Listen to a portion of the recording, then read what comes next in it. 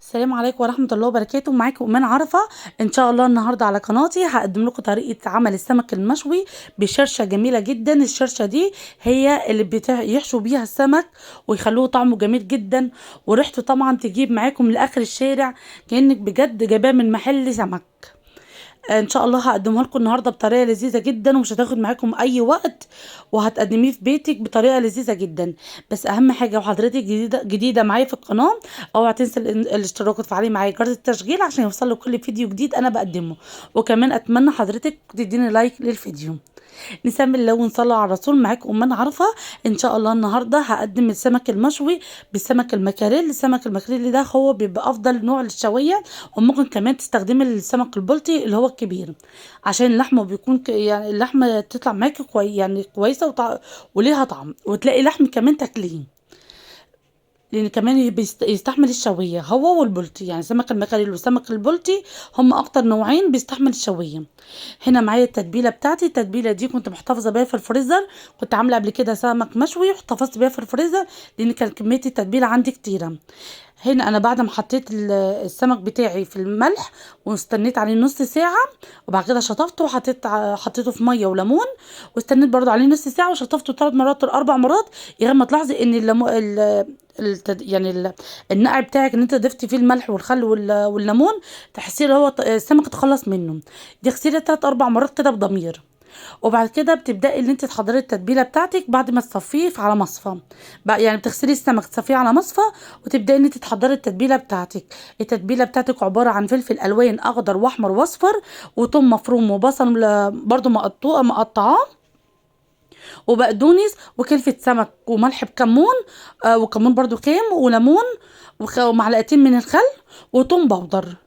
هي دي التتبيله. وبرضو ما تنسوش الكزبره، برضو بتدي طعم للسمك. بعد كده ببدأ ان انا اضيف الحشوة بتاعتي او التتبيلة بتاعتي في السمك، واسيبها بقى لمدة نص ساعة عشان السمك يتشرب من التتبيلة، وممكن تسيبيه ليلة كاملة للافضل. وبعد كده هبدأ هنا دلوقتي بحضر معاكم اللي هو الردة بتضيفي عليها ملح بكمون برضو، وكلفة سمك، وتوم باودر، وكزبرة، وببركة، ورشة من الشطة.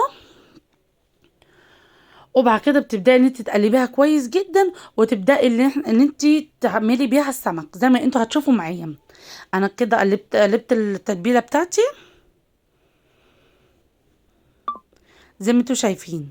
هبدا ان انا اخد جزء من الرده هحطه في صاج او صينيه عندي، طبعا بتكون مشغله الفرن بتاعك عشان يسخن.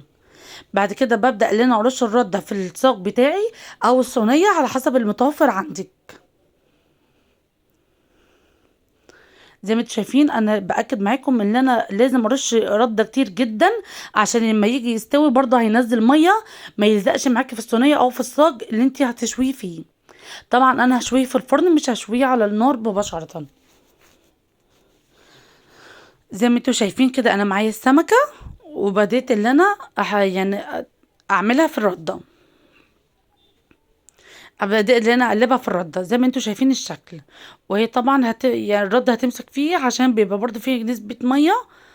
الرده هتمسك فيه بسهوله، بس حاولي ان انت تكتري فيه الرده زي ما قلت لكم. هو في الشويه هينزل ميه ما يلزقش معاكي في الصاج، وبعد كده السمكه معاكي تتقطع وتبقى شكلها مش حلو في التقديم، او كمان ممكن اللحم معاكي يتهري خساره السمكه تتهدر معاكي. زي ما انتوا شايفين انا كده يعني حطيته في الرده ورصيته في الصاج، والفرن كانت معايا سخنه. حطيت الصاج بتاعي هديت الاول الفرن، وبعد كده هبدأ أعلي. يعني بعد 10 دقايق ابدأي يعلي ولاحظي السمكة قلبيها.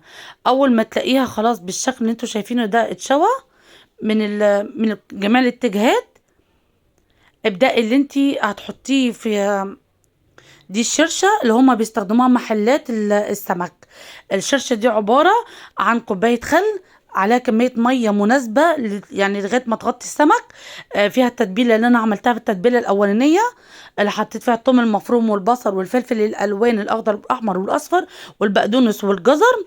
وحطيت طبعا التوابل بتاعتي عبارة عن كلفة سمك، ملح بكمون، طبعا اهم حاجه تظبطي الملح، وتوم باودر، وكزبره، وشطه، وببركه. وحطيته في التتبيله بتاعتي زي ما قلت لكم، على كوبايه خل، عليها كميه ميه لغايه ما تغطي السمكه عشان انت تتبليها. واهم حاجه اوعي تنسي الليمون، عصرت عليهم ليمونتين. زي ما انتم شايفين انا كده يعني حطيته في الشرشه بتاعته، وقلبته في جميع الاتجاهات، وحطيته في الطبق التقديم زي ما انتم شايفين. الشكل طبعا بيتكلم عن نفسه، طريقه سهله جدا ما فيهاش اي صعوبه، وبجد موفره جدا، احسن ما تشتريه من محل سمك بيبقى مش واخد تتبيله، مش واخد راحته في التتبيله، طعمه مش حلو. بس لما تجربوه ان شاء الله في البيت بجد هتلاقوه طعم حكايه مختلف جدا عن طعم المحلات، سهل جدا وبسيط.